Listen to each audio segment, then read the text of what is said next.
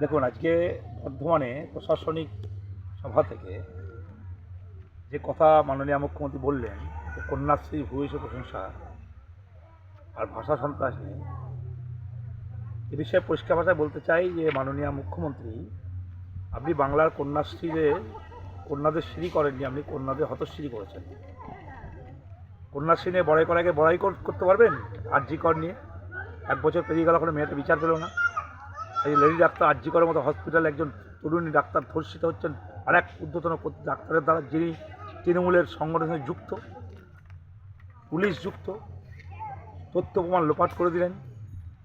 এতটুকু লজ্জা থাকলে আপনি আর কন্যাশ্রী নিয়ে বড়াই করবেন না। বাংলার মহিলা মুখ্যমন্ত্রী আমলে এই পশ্চিমবঙ্গে সবচেয়ে বেশি ধর্ষণ হয়েছে, সবচেয়ে বেশি নারী নির্যাতন চলছে। আর ভাষা সন্ত্রাস বলছেন, আমি মমতা ব্যানার্জি বলবো, তৃণমূল সরকারকে বলবো, বলবো পরিষ্কার ভাষায় প্রকাশ করুন পশ্চিমবঙ্গের কতজন মানুষ আজকে বাইরে রাজ্যে কাজ করতে গেছে আর কতজন বাংলাভাষী মানুষ অত্যাচারিত হয়েছে, একটা রিপোর্ট দিন তো।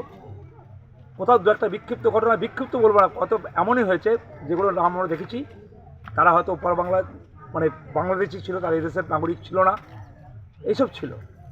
সেটাকে পুরোটাই চালিয়ে যাচ্ছে এবং আপনি দেখেছেন ইতিমধ্যে বাংলা বহু প্রবাসী বাঙালি তারা কিন্তু প্রতিবাদ জানিয়েছে যে 5,000 টাকা ভাতা তাদের দরকার নেই, তারা বাংলার বাইরে অনেক টাকা রোজগার করে। আমার গ্রামের বহু ছেলে যারা গুজরাটে কাজ করে, দিল্লিতে কাজ করে, তারা বাংলা ভাষাতেই কথা বলে, তারা কেউ আসেনি।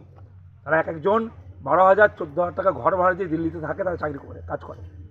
তো একজন শ্রমিক 12-14,000 টাকা মাইনে দিয়ে দিল্লিতে ঘর ভাড়া নেয়।